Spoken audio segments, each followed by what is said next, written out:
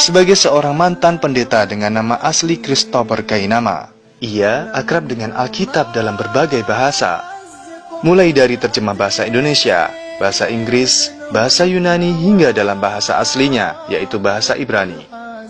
Ayat demi ayat, ia selami, hingga akhirnya bertemu dengan sebuah ayat yang sangat menghentak dirinya.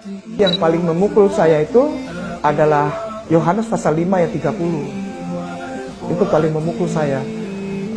Bahwa saya harus mengikuti anjuran beliau Yesus, beliau Isa alaihissalam, Nabi Allah ini, untuk patuh dan mengikuti Nabi setelah dia.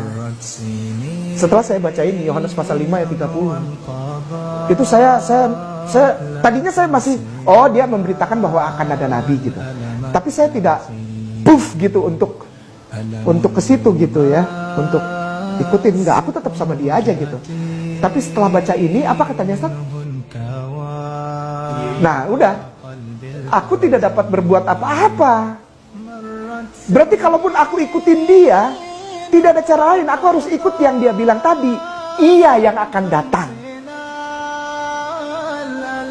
Dia akan mengajarkan kamu, akan mengembalikan kamu kepada seluruh kebenaran. Yang aku ikuti sebagai Tuhan dan Juru Selamat ini, bahkan dia bilang, aku tidak dapat berbuat apa-apa. Apa Ustaz? Aku tidak dapat berbuat apa-apa. Aku tidak dapat berbuat apa-apa dari diriku sendiri. Aku menghakimi sesuai dengan apa yang aku dengar. Dan penghakimanku adil.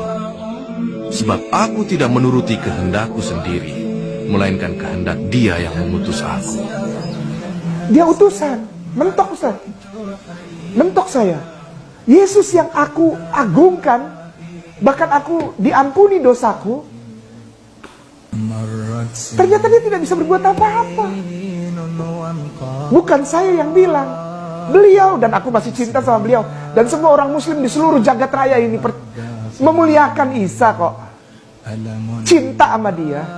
Sampai dibilang Isa ibnu Maryam, Isa Rasulullah, Isa Nabi Allah, Isa alaihissalam, Isa al-Masihu, dimuliakan habis-habisan. Karena dia fair. Karena dia fair. Dia bilang, aku tidak bisa berbuat apa-apa dari diriku sendiri. Terus kamu apa dari aku? Ikutilah dia yang akan datang setelah aku, yang akan menuntun kamu kepada seluruh kebenaran. Namanya Muhammadin.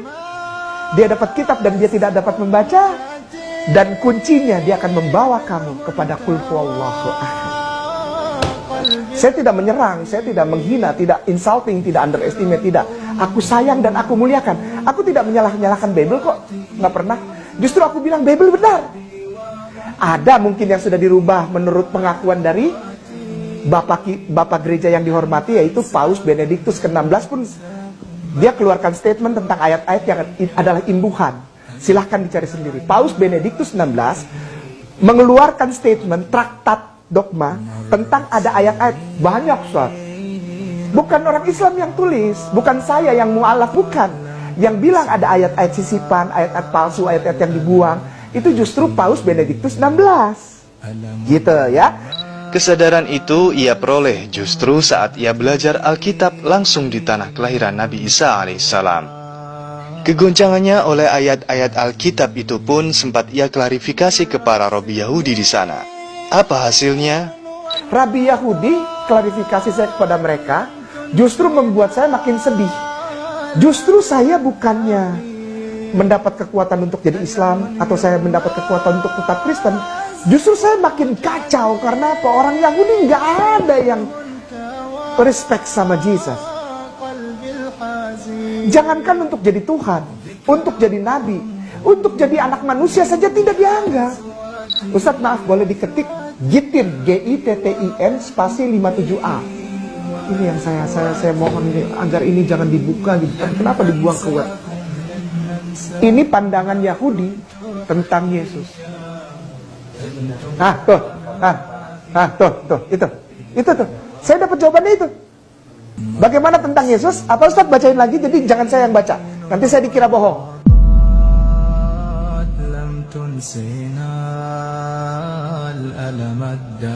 Orang Islam bilang begitu? Tidak. Orang Islam memuliakan Isa alaihissalam. Terus kenapa orang Kristen dan Katolik benci sama orang Islam? Janganlah.